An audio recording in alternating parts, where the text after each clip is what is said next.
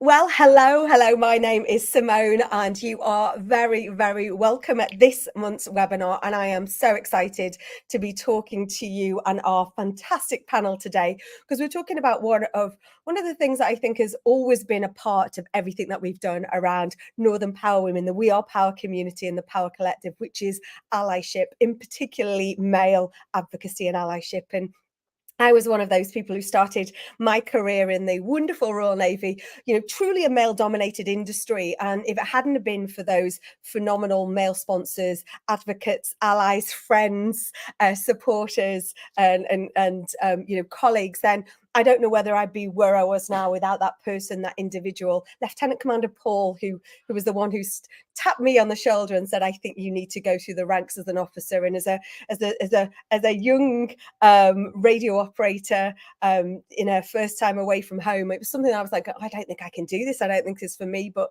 his support, allyship, and advocacy of sort of going, "Listen, Simone, I'm going to show you how to do it. I'm going to highlight the road ahead."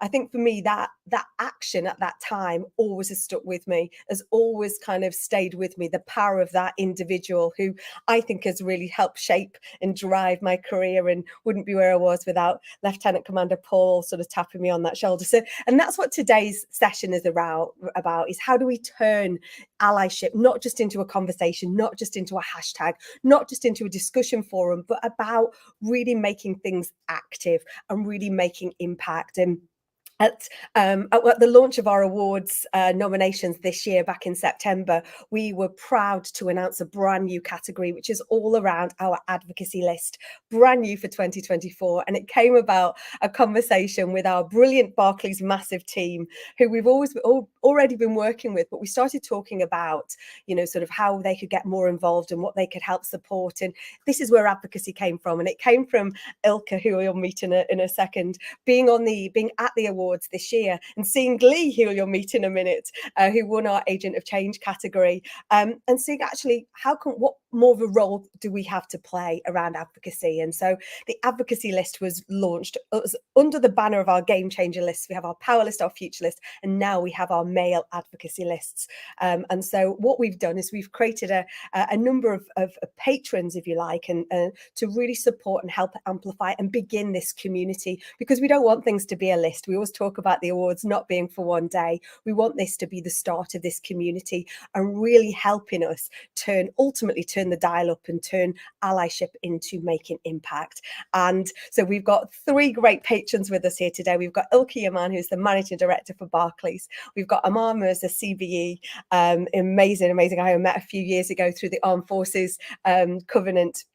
And so again, it all comes around full circle. And the wonderful Lee Chambers, who many of you all know, who was the winner of our Agent of Change award this year, and a real advocate and driver around male advocacy. And so what we hope by the end of today's webinar is that you'll not only understand more around allyship and what we're trying to do and drive, but what you can do. What are those simple takeaways and simple actions that you can put into action from today to make impact in your workplace, whether you be part of a massive organization like the Barclays Massive, or whether you're a smaller organization or third sector. So for us, it's about how we can really shift the dial on this and move beyond just sort of saying that you're going to be an ally and advocate, and really take that action. So a massive thank you to all of you for joining us today. If you're joining us on live right now on YouTube and LinkedIn, please say hello in the chat. You'll see, please put a comment, say where you are and where you're from, and please join in the conversation. It's really important to us that we keep this a live conversation today. So without further ado, I'm going to go to our panels to just give us their headlines of who they are and what they do. Ilka, I'm going to come to you. Super Ilka. Thank you, Simone. So again, I work at Barclays within technology function, having done similar roles across different financial institutions the last 25 years, and very much out of my comfort zone. But thanks to the contagious passion from Simone and team, I am here and hoping to add some value. Thank you for letting us bring you out your comfort zone again, Ilka, today. What's what we say? We're not just for Christmas, but for life. Amar, welcome from the sunny northeast of England. Welcome to today. Yeah, no, thank you. I'm Amar Mirza, alongside, as you can probably see, the sign gives it a little bit away. the SME Centre of Excellence, but another organisation I'm particularly proud of is Asian Business Connections, a not-for-profit social enterprise that has sort of been championing alongside Simone some of these activities. And surprisingly, I'm going to admit I'm out of my comfort zone a little bit as well, so that I can sort of be that ally to you, Ilka, is what I am. Oh, thanks, Amar. And Lee, welcome, Lee. Good afternoon, everyone. So, a pleasure to be with you. I'm Lee Chambers, founder of Essentialise, an inclusive wellbeing agency, and Male Allies UK, a network and social enterprise focused on building allyship across education and industry. So, yeah, going to be a good conversation. Oh, thank you so much. And like I say, this is how do we bring some of those top tips? And the reason we've created patrons that sit around the advocacy list as well is that we knew that Lee is a massively vocal on social media around allyship in all forms, whether we're talking about menopause, whether we're talking about neurodiversity, whether you're talking about seats at the table and having voices heard.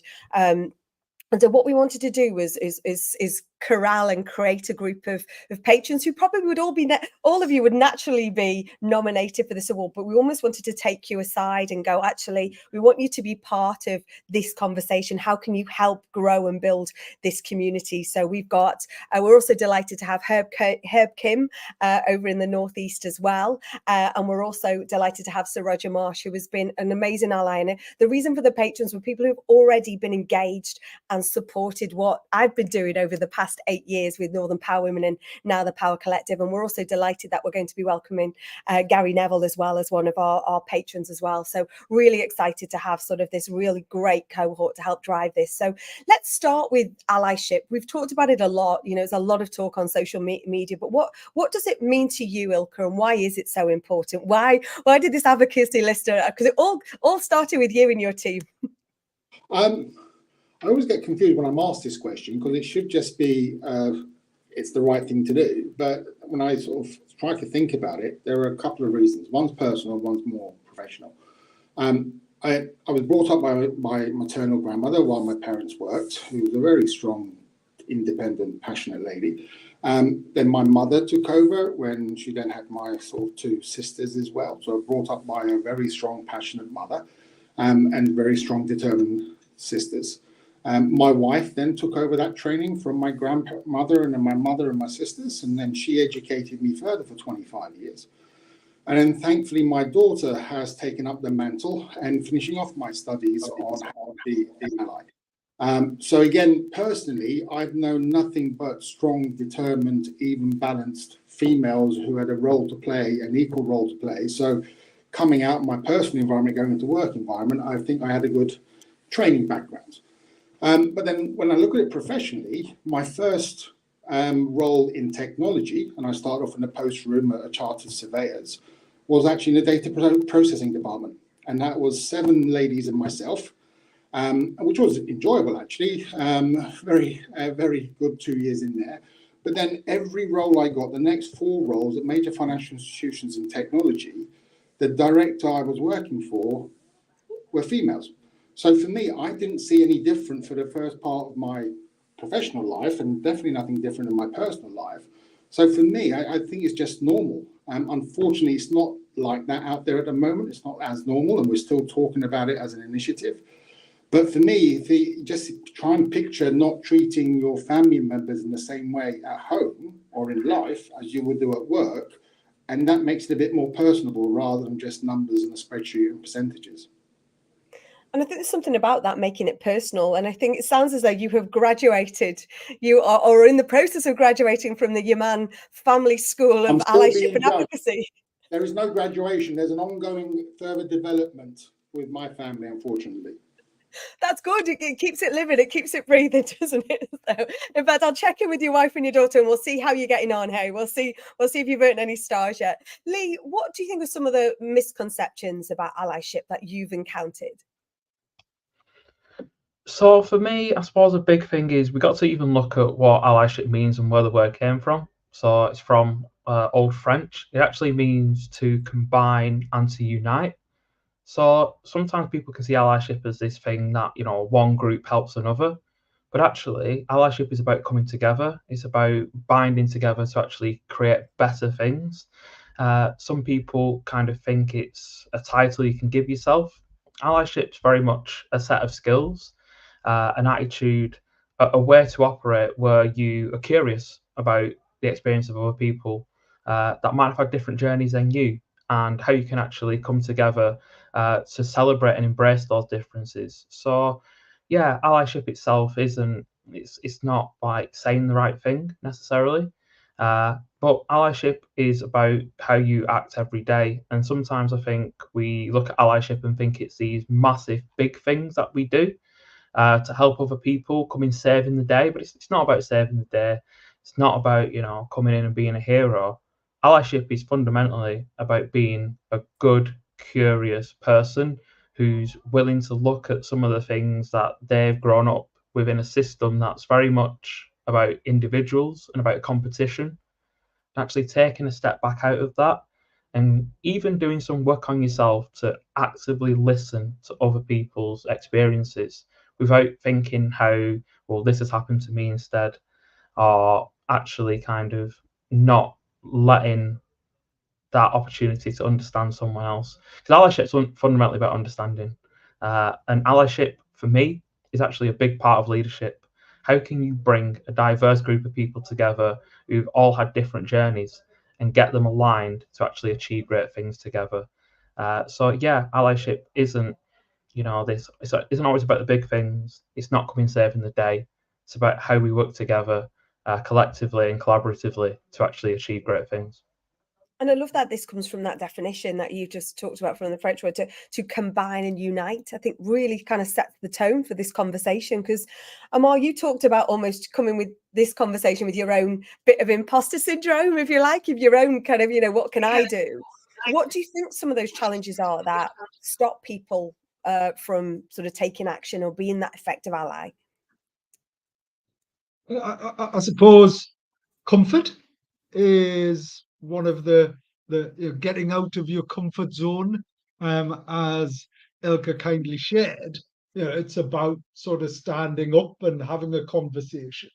The challenges come about, just picking up on what Lee was saying. It's not just about these grand statements or grand actions. It's about listening and learning. Gosh, equally, I've had the pleasure of the more influential people in my life all being female, from my late mother to my daughter to my wife, and even at work, those experiences. I started off in a call center. 95% of my colleagues and my bosses, 100% of my bosses were female.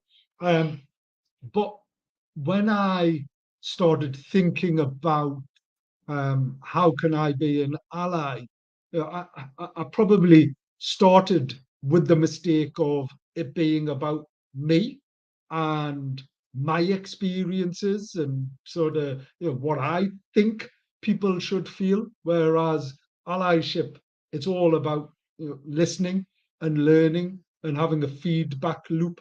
So some of those common challenges is understanding versus experiencing. I could never understand what it's like to be a female, as an example, but I can certainly learn and listen from them. And believe you me, certainly in my household, I encourage that debate. So it's about learning and listening. It's about performative allyship, sort of, and overcoming that, and the fear of making mistakes. For me, it's about learning and having that very open conversation. Getting comfortable with being uncomfortable is probably the key bit of advice and top tip that I can give. And I think there's something in that. You're talking about that listening and learning, and I've heard you talk before, Liz, particularly a story you've talked about around how you wanted to start advocating for menopause because it was about listening and learning and being curious. So how can we encourage more allyship allies to listen and learn for individuals from underrepresented groups without either the fear of you feeling, oh gosh, do I feel as though I don't want to cause any harm, or I don't want to be tokenistic here, or I don't want to patronize? How can allies do more of that listening and learning? So I think for me, Simone, the starting point is being active in trying to build a diverse network around you.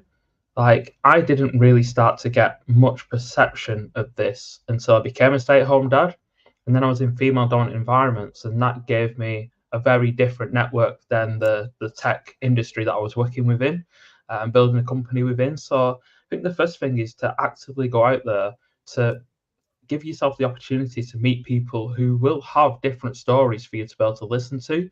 Because if you're just surrounded by the same people, you're going to get the same messaging throughout your life. So it takes that bit of bravery to step into places where, you know, you might not have the same group and network around you, and actively going out there to search and find other people's experiences to listen to. I suppose the second thing is we've got to think about, we don't really get taught listening as a skill, right? The educational system just kind of shouts at you if you don't listen, but it doesn't actually teach you how to listen properly. So I often find that it takes work to be able to listen actively, because normally you're listening and you start to think about what you're going to say next, or you're listening and you're kind of thinking, yeah, but that doesn't make sense to me, or I've had something different. But probably one of the biggest things around allyship for men is, from the age we're really young boys, we're kind of conditioned to believe that we can fix things. We are, you know, problem solvers, we are solution makers, we are engineers of our destinies. And that means that quite often when we're listening to someone tell us a problem, we're thinking, how do we fix it? And that sometimes stops us actually listening. But also, some things can't be fixed, not in the way that, you know, we can go and fix it as an individual anyway. So yeah, sometimes it's about being able to step out and listen. And obviously, you know, we have to think that for marginalized groups, even sharing their story can be re-traumatizing. It can be really challenging. It's really important that we kind of give people that psychological safety to feel like they can share, and never force people to share or have them feel like they're having to re-traumatize themselves by sharing, you know, things that they've really been through. But I suppose from my perspective, if we just start to actively listen to more people, even those people around us who, you know, we don't often have the time to just have that quick chat with, I think a massive part of this, you know, as a leader or a manager, is just the fundamental aspects of getting to know your people and sitting down and just listening to, you know, the journey that they've been on, some of their concerns and challenges. And once you start practicing that, you just find you start picking up and listening to lots of little bits. You start joining some dots, and all of a sudden, you know, you can start to be able to learn and understand other people. Maybe even unlearn some of the things that, you know, society's put upon you that you feel, you know, are part of you. But when you kind of start to listen and learn from other people, you realize that actually that's just one version of the truth, and there's lots of versions out there. So for me, yeah, it's really important that we create that space, that safe space for people to share. We are present when they listen, and also that we, you know, don't force people to share things that they're not comfortable sharing. I think that's important, isn't it, about not re-traumatizing, as if you've just said, Lee, there. And I think there's, again, that you're just talking about the fact that we're never taught to listen. You know, there's no listening qualification that needs to be in your graduation pack, I think, Ilka, if you like, is how do you put in that. But equally, then, when we're talking about listening, it's that active listening. And equally, when we're talking about, we've got to unlearn certain things. But I think we talked about safe spaces there. Ilka, how does any organization, large or small, create those spaces and those more inclusive workplaces for our communities to be able to have these conversations and to listen? I think what Lee's saying resonates, right? We listen, or we should listen much more than we do, especially in a hierarchical organization like any big corporation. The more senior people, who tend to be more on the male side, will be speaking first and others don't follow. So listening and actually advocating others to take the lead is quite sort of satisfying. I'll give you a couple of examples. And you don't have to be a privilege of influence, right? So if you are as individual contributor, or you don't have a big team or a big function, then just listen, right? You'd be amazed at how hard just listening in is, rather than having an opinion on any other subject.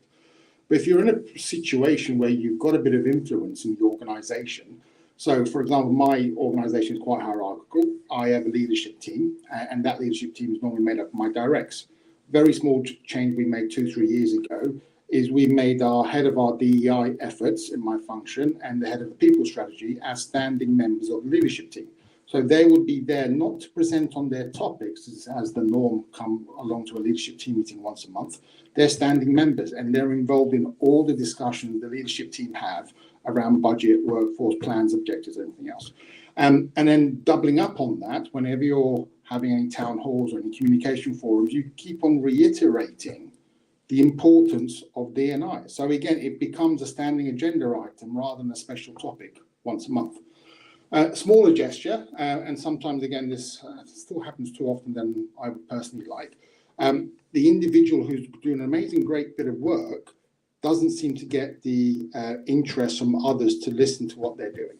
So a small thing, I would send out the invite, which for some reason encourage people to attend, but then I would open it up and then pass it over to the individual to actually deliver the messages and support as needed. Very small gestures like that, or very big gestures, depending on your capability. But I think the common thing is just keep on making it part of the conversation rather than a special topic. It shouldn't be a special topic. It should just be part of our everyday thought process and language, not an initiative. And I'm just wondering, thanks, Amar, I'm just wondering, is there's something about the accountability around this and how, so it's not like Ilka was just saying, it's not just about having it as a, right, it's your job, it's solely your responsibility, it's just part of the conversation, it's part of who we are. But as individuals and as allies, how can allies how can that accountability be there for creating that change? Yeah, great question. A series of things, just picking up on what Ilka and Lee have sort of said. It's about sort of continuous self-development as well. So it's about us learning, listening, and applying. Because there's one thing listening, there's another not doing anything with it. So for me, it's about action, right? And every conversation that I have has to lead to something that isn't just about outcomes or outputs. It's about impact. All too often, D&I is seen as a tick box type of arrangement. It's we should do this because we're being observed, and that's how, and that's why. So statistically, how many more women can we have, and how many more Asian or ethnic or less abled people can we have? And all of a sudden, that's seen as a banner. It's look at us because we have this many quota of X. Whereas change, everybody is individual, and for me, it's not a one size fits all. And accountability starts by asking yourself, am I doing this to tick a box or to showcase, me and my organization because others are sort of measuring us? Or am I doing this because I truly believe about that change? And I'm holding myself to account for that, right? So every single day I'm thinking, how do I support whoever it is, in whatever way I can? And sometimes it's not about sort of simply platforming them, but encouraging them. It's about supporting them behind the scenes as well. So accountability is it starts with me. How am I holding myself accountable? And then how am I sort of representing and supporting others? So where and however I can. I think Ilka's example is a fantastic one, right? So how do I, so quick one, right? Just a very, very quick one, because this makes me chuckle and it makes me smile. It makes my heart smile every time I think about Simone, right? Because we take selfies, right? And all too often, right? All too often, it's like, oh, Amar's taking another selfie, right? Is what I sometimes get. And my response to that is, this isn't about me, right? This is about me helping and platforming others. And it's not about the stars or the celebrities. I cannot think of anything more rewarding than me using my selfies to promote others. And secondly, right, it's about seeing people smile. There's an action and a reaction by, come on, smile. And whether you feel as if you're forced to smile or not, it elicits and solicits a positive response, right? I'm capturing that. And eventually I know I'm going to get old. So I'd love to sit through my 147,000 selfies that I now have and go, I remember that. Now, this small action, right, leads to an ability and an opportunity for us to promote others. And it's about these things. That's why I love what Simone does and the way that she does it. Thank you. And I will, as you know, we will have done a selfie in advance of this webinar as well. Just one, to be honest, so people know where we are. But to be honest, it's about capturing a moment in time, isn't it? Of going, where was it when we did that photograph? And it then, I think it's better than any kind of business email or business card, because it enables you to know where was I intentionally in that moment, and what did I commit to do, or was I actively learning, was I being more curious about something? And I think it really helps you follow up. It's beyond just the smile. But I never thought about it. I think the smile thing is really contagious as well, and I think that is really important, because it makes you take a moment as well. And I'm gonna pop into, we've got a question in the chat over here, which is talking about, I think in leadership, it's recognizing the difference between mentoring and sponsorship. And I know we've talked about that on previous webinars before, mentoring, sponsorship, coaching. How do you sponsor diverse / marginalized groups as opposed to mentoring? These are two very different activities which manifest in deeds, not words. And I think, and I think of my moment in time with Lieutenant Commander Paul sort of tapping me on the shoulder and saying, you know, Short Northern Girls Got Talent, I'm going to be with you and help you. I didn't know it was sponsorship at the time, but that for me now on reflection was 100% sponsorship. Do you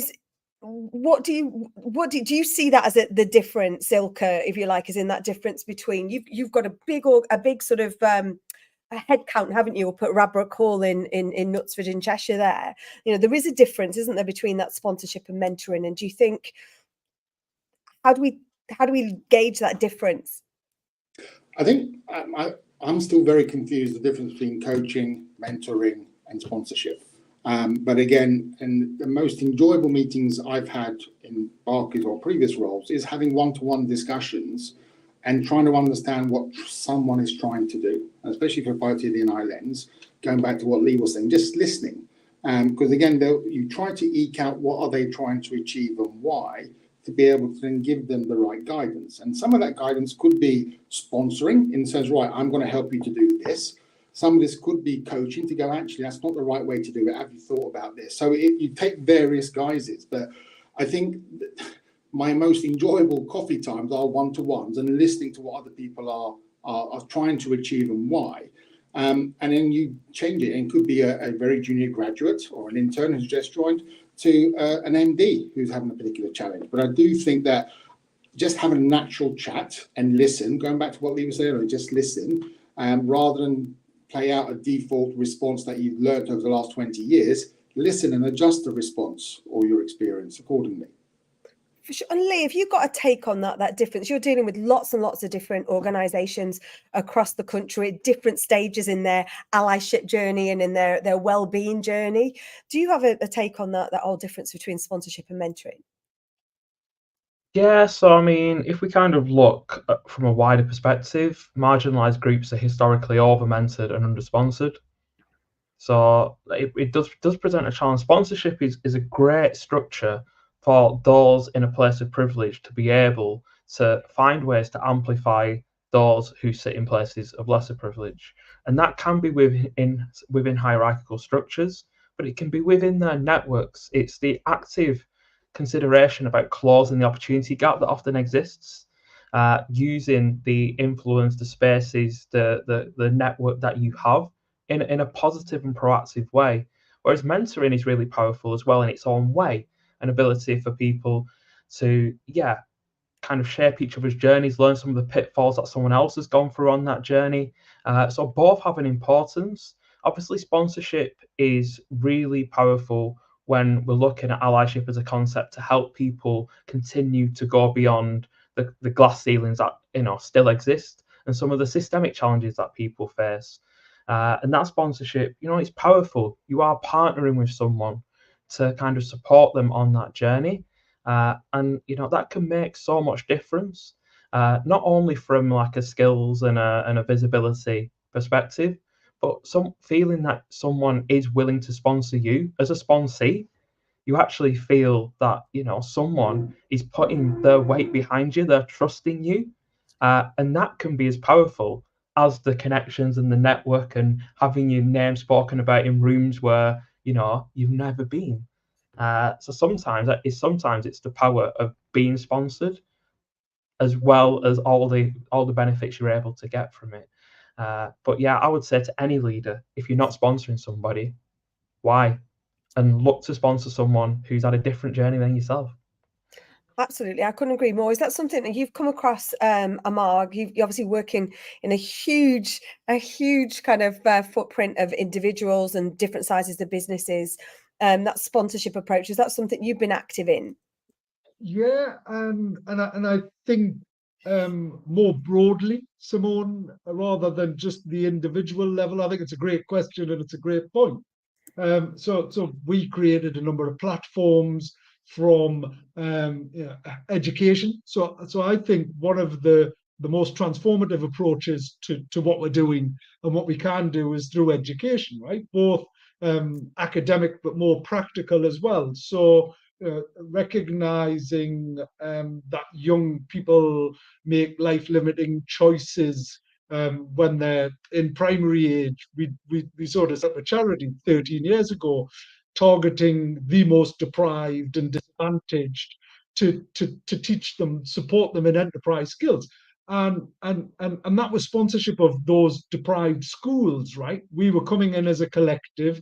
A lot of the time, people get asked, business people in particular, professionals get asked, can you come into a school? Can you support the school? And you go in and they say, can you do an assembly? And here's this old Asian character stood at the front, and the kids are probably sat there thinking, what does he know about my life? Right? What? And here I am wearing a lovely suit, shiny watch, shiny shoes, and all of that, right? And it was like, well, how do you do something about that? Well, actually, what I want to do is share some of my experiences, some of my learning, and help support those individuals. So anyway, the point very briefly is we sponsored schools by providing them with the skills and bringing in people, Asian business connections. Gosh, if you think culturally and religiously, there's all of these perceptions and misconceptions around women and Asian women and religious women and all of that. I really wanted to do something about that, but it wasn't about me doing something about it. It was about creating a platform. So, Asian Women Enterprising, our awesome campaign, which is, sort of aligned in a micro state on what you're doing, Simone. But, it's about creating platforms that others can then use and sponsoring those platforms. So we vested both resources, finances, and things like that, and it makes it collaborative. People can connect. So yeah, sponsorship's a great opportunity to sort of raise the profiles of other and give entry points to individuals. And I think through each of the points that you've just made, it kind of brings sponsorship alive and hopefully redefines it to what works for you. Because I think what sponsorship, I love that whole phrase you used there, Lee, and I think someone else has echoed that, the power of being sponsored. I think Layla's just commented on there. I feel very privileged to have had that sponsorship back in my day, and I've had it all through my different stages. It wasn't till sometimes you just don't know what to call it. You just know that you've had someone who's really had your back and has not just opened the door, but come through it with you. But how do we sort of check ourselves, or how do we check ourselves on those own biases and blind spots to be an even more effective ally? I know this is something you're passionate about, Lee. Yeah, so I mean, so much of it comes to actually just stopping. I mean, we have basically biases to survive as a species. If we didn't have biases, we'd be dead because we do so much brain capacity trying to make decisions. We have biases as shortcuts to save our energy so we can do the things that matter, like eating and sleeping. So every individual has them. It's just not being able to notice them, and that takes practice. It takes just stopping and asking yourself almost that question in your head: could I have seen this differently? What assumptions have I made? And we've got a whole range of activities, things like virtual privilege walks, things like being able to put a VR headset on and live someone else's day at work. Those can be really powerful tools to generate empathy for other people's experiences.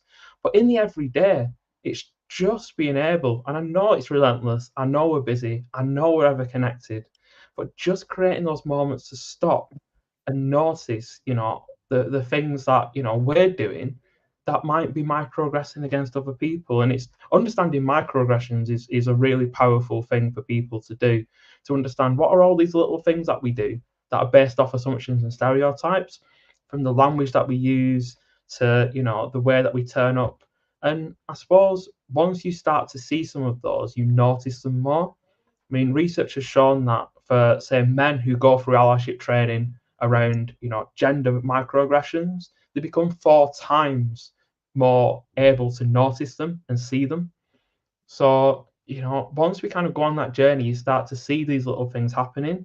And then when you start to see them, it gives you thoughts around, well, how can I, and does this something that could be powerful to be addressed?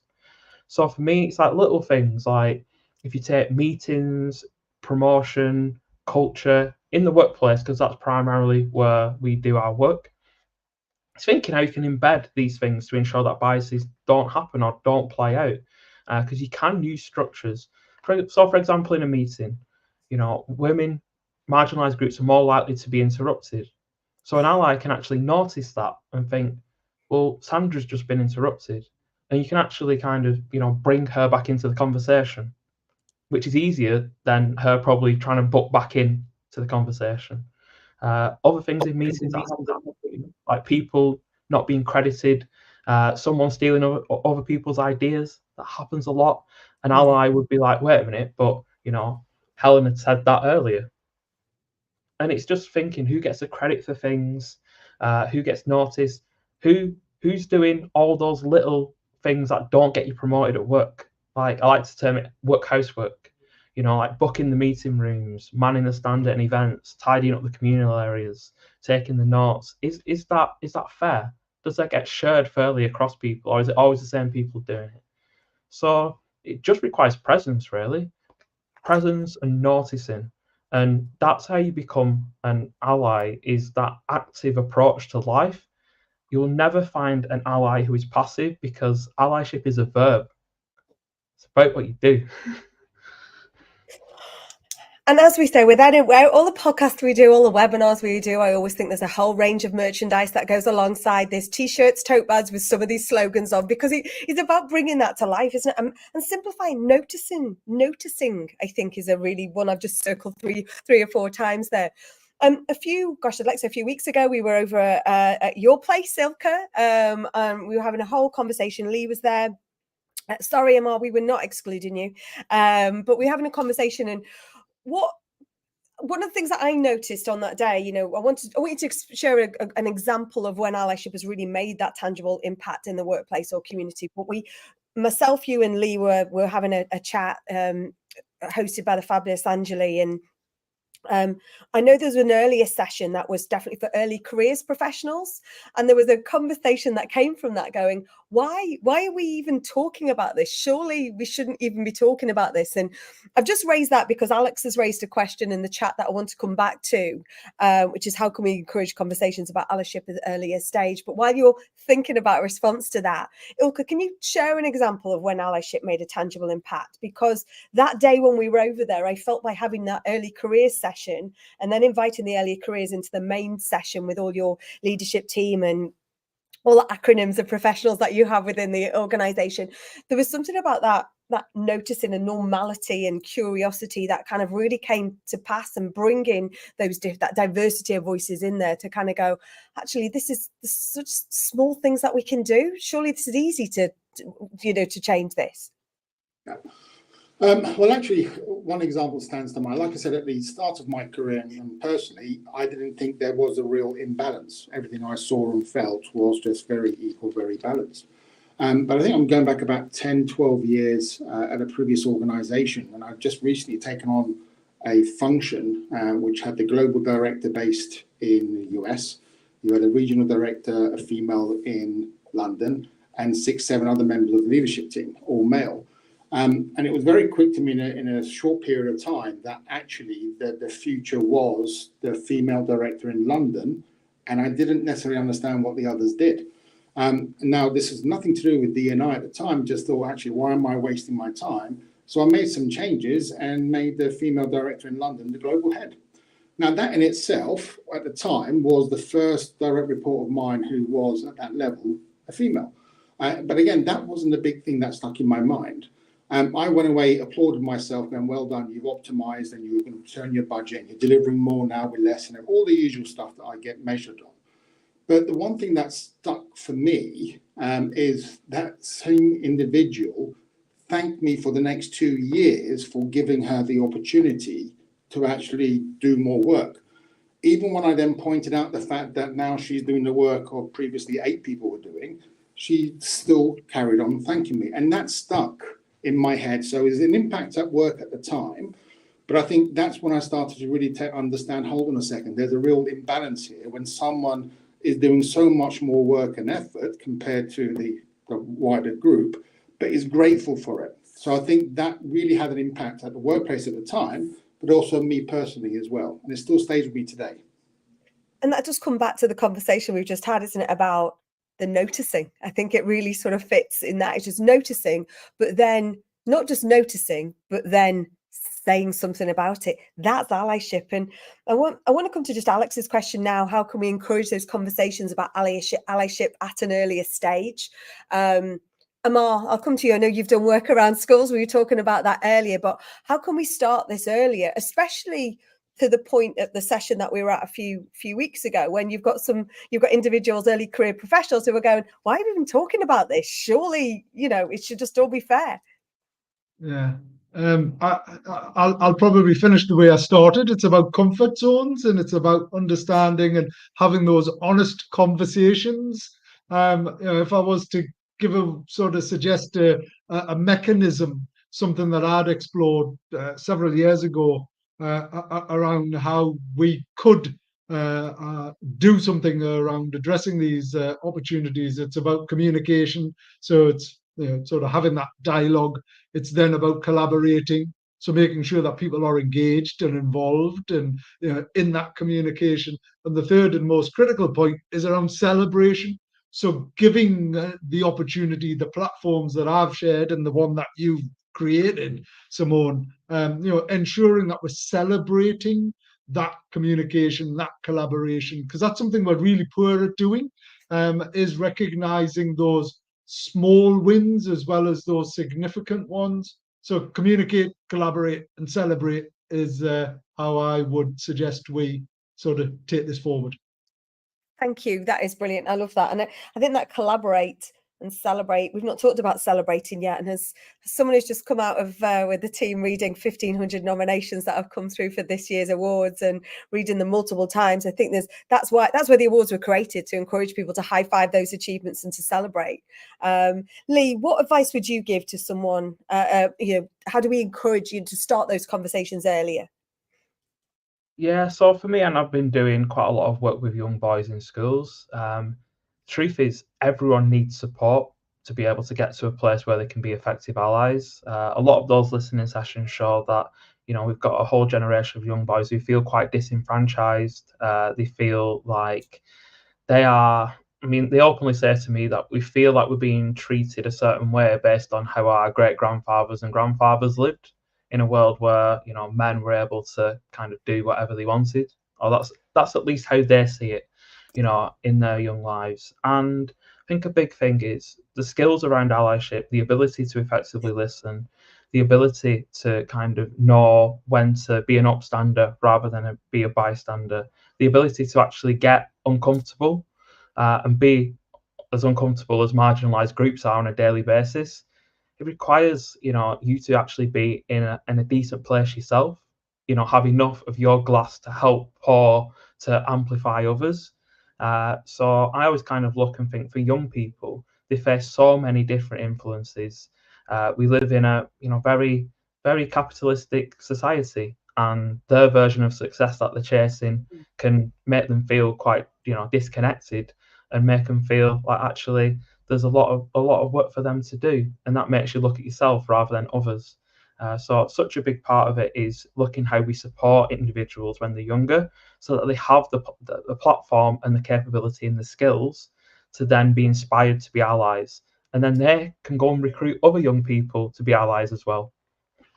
And it's building on that community, isn't it? And final word to you, Ilka, what's the one thing that you would say to someone watching this webinar today, or watching back? What's the one thing that they could do to be that better ally, but maybe doesn't know where to start?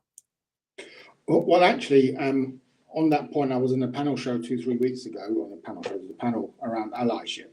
And as much as I think I'm an ally, I sat on that panel and didn't really appreciate the many lenses of allyship out there. And to be honest, I was overwhelmed.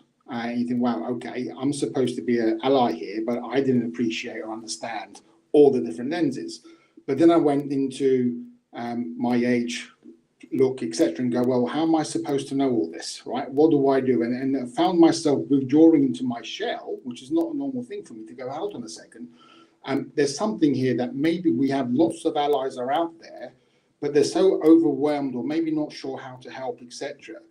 So what we've started to do small is just recruit one more ally and spend time with that and say, look, this is how you can be an ally. I'm very good at standing and directing people in the organization, cajoling, but I'm going to try and pivot now to spending more time with one other person and say, look, it is overwhelming, but how should we try this? So rather than mentoring, coaching a female technologist, why don't I do that to try and coach and mentor a male ally to be, and then task that individual to do that. A bit like a Ponzi scheme, bad use of analogy maybe, but if everyone does go and recruits one more ally, then that ally list just grows naturally rather than forcibly. It's cascading, isn't it? And I do not know where the time goes on these webinars. This has been an amazing conversation. I know we've seen another question come in, which we'll respond to on LinkedIn, if that's okay for all of you. Thank you so much. And my takeaways: be curious, be listen, unlearn, I think is something in there. I think noticing, I think, is really key. Celebration, Amar, I think is, that was one of our things right in the early days, to recognize, celebrate, and showcase role models. And I think it's that, I like that +1 campaign almost, Ilka, if get someone else on, and it's that small and it becomes that cascading approach. Forgive me, a few minutes over today. I know you will, because this has been an amazing panel today. Please do, as Lee says, this is a verb. This is about being a verb and not just doing that one static. This is how we change this conversation and build this community of allyship. Thank you so much to all of you. What an amazing chat that's been today. A stellar panel. Amar, Lee, Ilka, thank you so much. Thank you to the Barclays Massive as well for enabling our allyship, our male advocates list to happen as well.